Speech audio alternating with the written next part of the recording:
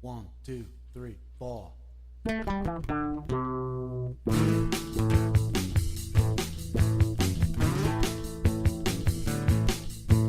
gave you all I had to give, and I've done the best I can.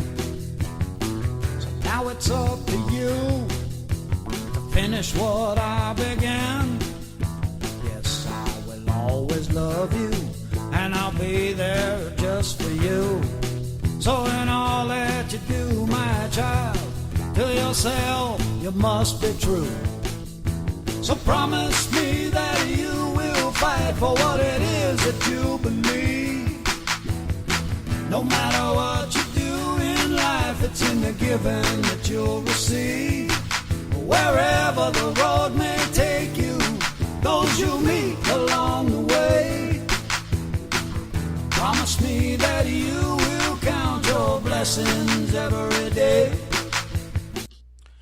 And a very good evening or a very good day to you whenever you happen to catch this. Jason Hawes back once again. Yes, unfortunately, not back, although sometimes the way I promote these or spread these around, sometimes it may seem like I'm actually back a little sooner than what I am, but not back very soon, unfortunately, from the last show. I don't know how many times I can apologize for that, so eventually I'll probably just stop apologizing altogether. But anyway, I am back to record another podcast and to continue in this slow but sure study in the great book of Daniel from our Father's Word, where we last left off about halfway or a little better through chapter 6. And certainly in this podcast, I'll make it through chapter 6 today.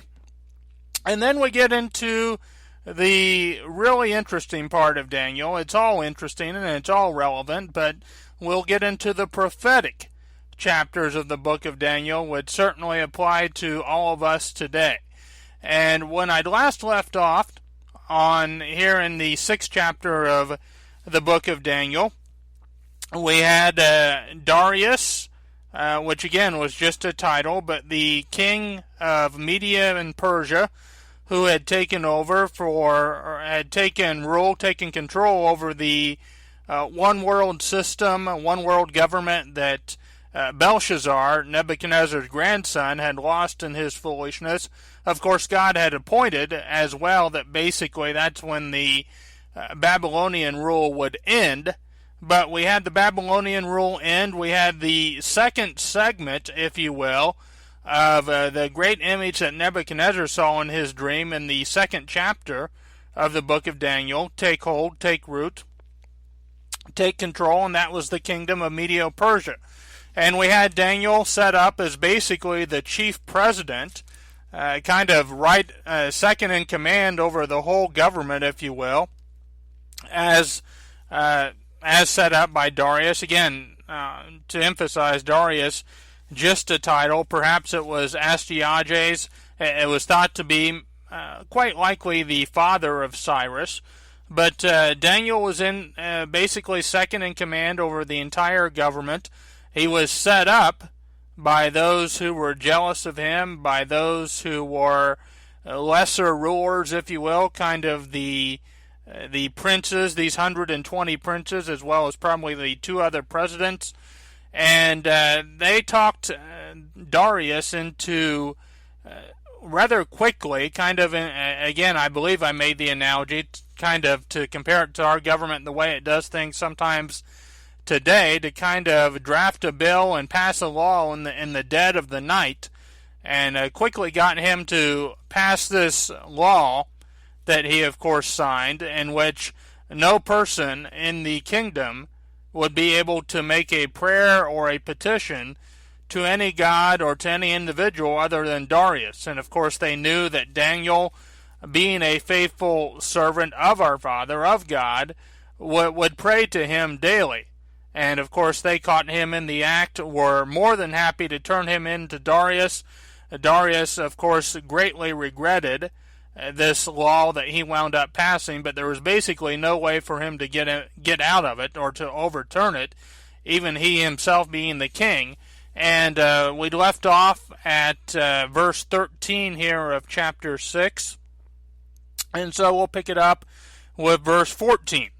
Darius, again, quite regretful of basically what he had been conned or fooled into here. But Daniel chapter 6, verse 14, picking it up with a word of wisdom from our Father, it reads, Then the king, when he heard these words, was sore displeased with himself. He knew he'd been taken for a fool by this crowd. And again, he regretted it. Why? Because he loved Daniel, and set his heart on Daniel to deliver him.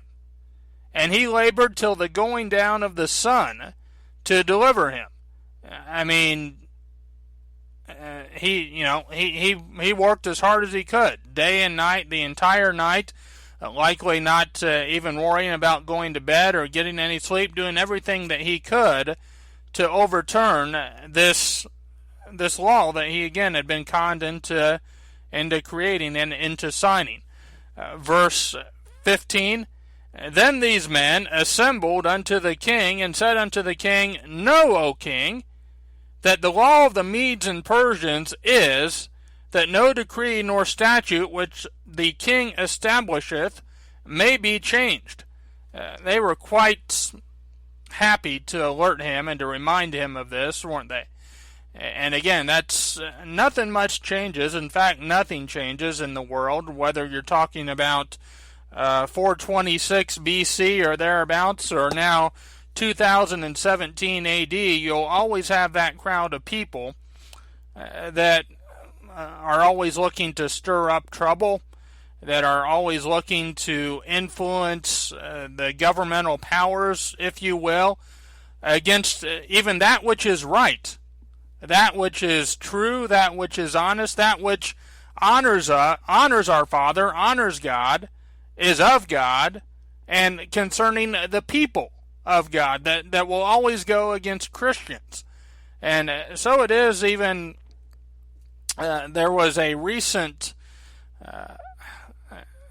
I don't know if you want to call it a study or a poll, we'll just call it a finding for simplicity's sake, that last year, and this was worldwide now, and we can thank God that more so in, say, the Middle East and in other parts of the world than here, although it depends on what you want to describe and define as persecution. But the most persecuted group of people in 2016 was Christians. So, again, nothing changed, nothing new under the sun. They were persecuting Christians, although, of course, technically they weren't Christians, as Christ had not had his first advent yet, but they were persecuting the people of God back during Daniel's time, and they persecute the people of God still to this day. And though they have their small victories and their time to gloat or to celebrate, in the end, they won't be celebrating for very long. But anyway, verse 16. Then the king commanded, and they brought Daniel, and cast him into the den of lions. Now the king spake and said unto Daniel, Thy God, whom thou servest continually, he will deliver thee.